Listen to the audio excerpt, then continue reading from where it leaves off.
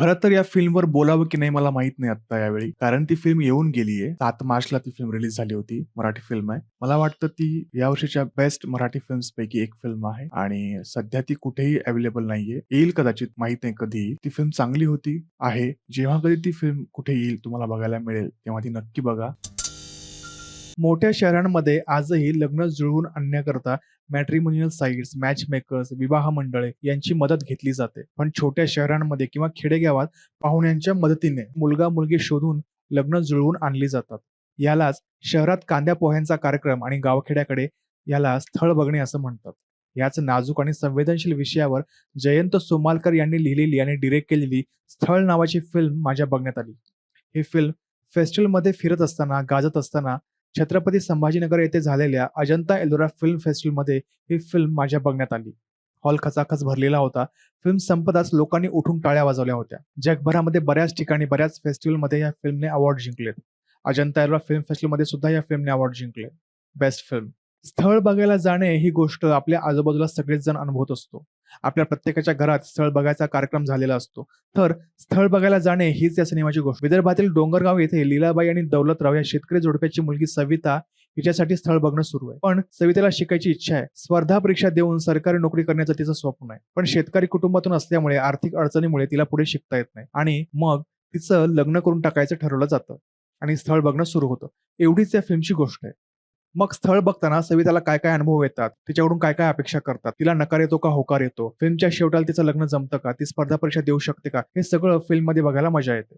ही फक्त एकट्या सविताची गोष्ट नाही. देशभरातील, गावखेड्यातील, गरीब श्रीमंत घरातील अशा सगळ्या मुलींची गोष्ट आहे, ज्यांना स्वतःचा लाईफ पार्टनर निवडण्याचा अधिकार नाही. सवितासोबत फिल्ममध्ये तिच्या मैत्रिणीची देखील गोष्ट आहे. सगळ्या मैत्रिणी मिळून तालुक्याच्या ठिकाणी कॉलेजला अपडाऊन करत असतात. तिची एक मैत्रीण आहे, तिचं एका मुलावर प्रेम आहे. घरचे लग्नाला परवानगी देणार नाहीत हे कळल्यामुळे दोघे पळून जाऊन लग्न करतात.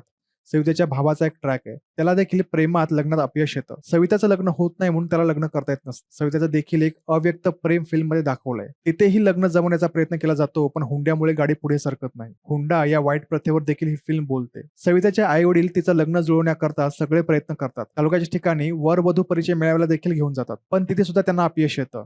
वरचेवर बेरोजगारी वाढत चालली आहे.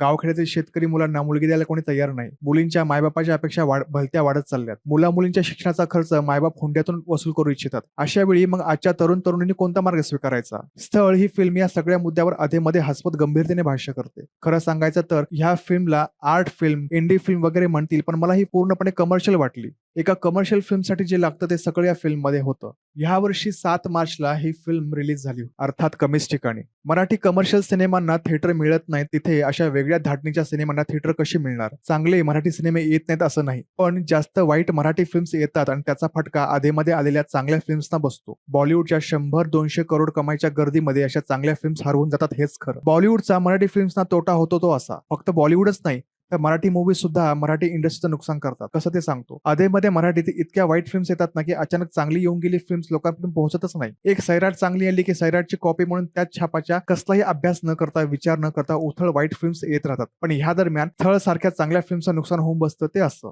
मुख्य भूमिकेत असलेली नंदिनी चिकटे हिने सविता नावाच्या मुलीची भूमिका कमाल साकारली आहे. सविताच्या आई वडिलांच्या भूमिकेत संगीता सोनेकर आणि तारानाथ खिरडकर यांनी कमाल काम केले. पूर्ण फिल्म मध्ये खरीखुरी माणसं कास्ट केली आहेत. ती माणसे त्यांच्या ओरिजिनल टोन मध्ये बोलत आहेत. कुठल्याही प्रकारचं मले तुले काबे असं ओढून तणून बोलण्याचा प्रयत्न ती करत नाहीये. या त्यांच्या बोलण्यामुळे फिल्मला एक रिजनल टच लाभला आहे.